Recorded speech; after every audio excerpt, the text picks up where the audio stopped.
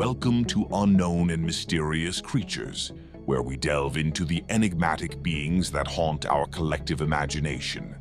I'm your host, Callum Howler. This program is created and produced by J.V. Torres and the New Kingdom Radio Theater.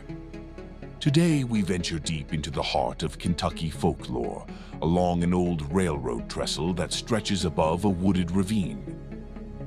It's there, legend says, that a horned monster waits, watching, luring victims to their death. This is the story of the Pope Lick Monster, also known as the Goat Man of Pope Lick Creek. This terrifying creature is said to reside beneath or near the Norfolk Southern Railroad trestle that passes over Floyd's Fork Creek in the Fisherville neighborhood of Louisville, Kentucky. Eyewitnesses and local lore describe it as part man, part goat, and part sheep.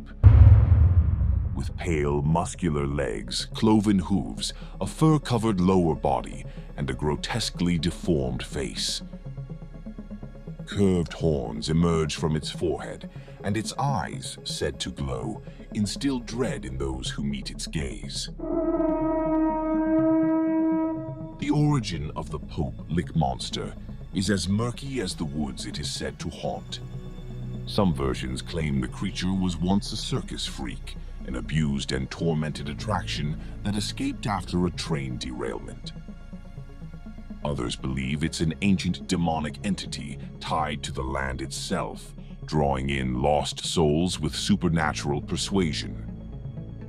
One particularly chilling theory suggests that it mimics human voices, luring people, especially teenagers, onto the trestle with cries for help or whispers promising forbidden knowledge. And this is not just campfire lore. Real tragedy surrounds the Pope Lick trestle. Over the years, several deaths have occurred on or near the tracks. The trestle stands nearly 90 feet above the creek and stretches more than 700 feet. What many don't realize is that the track is still active. There's no walkway, no safety rail. And when a train comes, there's no time to run.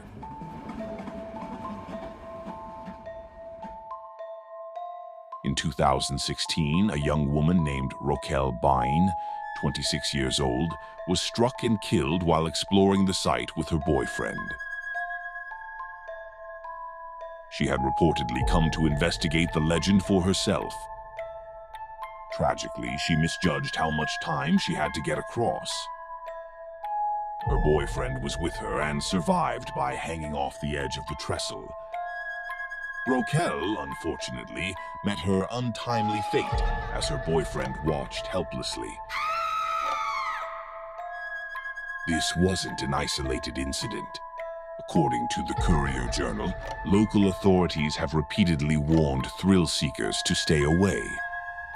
But curiosity, fear, and the legend keep drawing people in.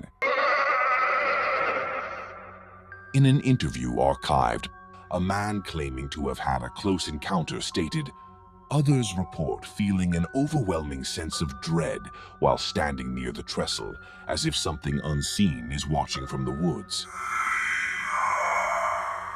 Urban legends also suggest that the Pope Lick Monster possesses hypnotic powers, convincing people to climb the trestle willingly, even though they know it's dangerous. Some victims, it's said, were not chased to their deaths, but walked to them voluntarily.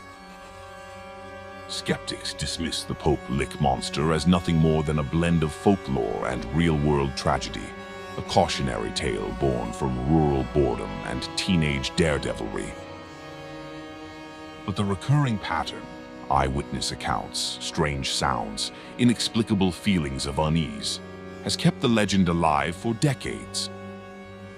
Local filmmaker Ron Schildknecht even produced a 1988 short film titled The Legend of the Pope Lick Monster, which added eerie visuals to the growing mythos. Since then, online forums, Reddit threads, and paranormal YouTube channels have speculated on its existence and origins.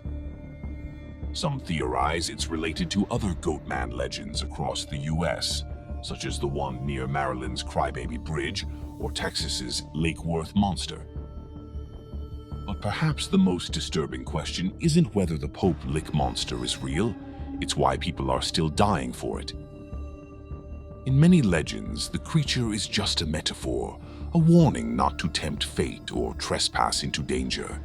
But when folklore results in real-world deaths, it ceases to be just a story. It becomes a curse.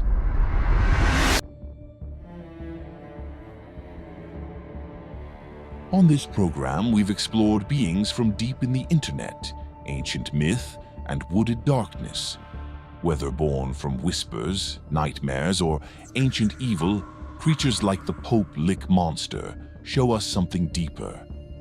Our enduring need to create stories that scare us, and our equally powerful need to believe they might be true. Thank you for joining us on another episode of Unknown and Mysterious Creatures. Be sure to like and share this episode with others. Consider becoming a patron at patreon.com/KingAsilas and sign up for exclusive content for as little as $1. It would really help support this show and everything across the New Kingdom Radio Theater. Check the show notes for links and more information. Until next time, stay vigilant.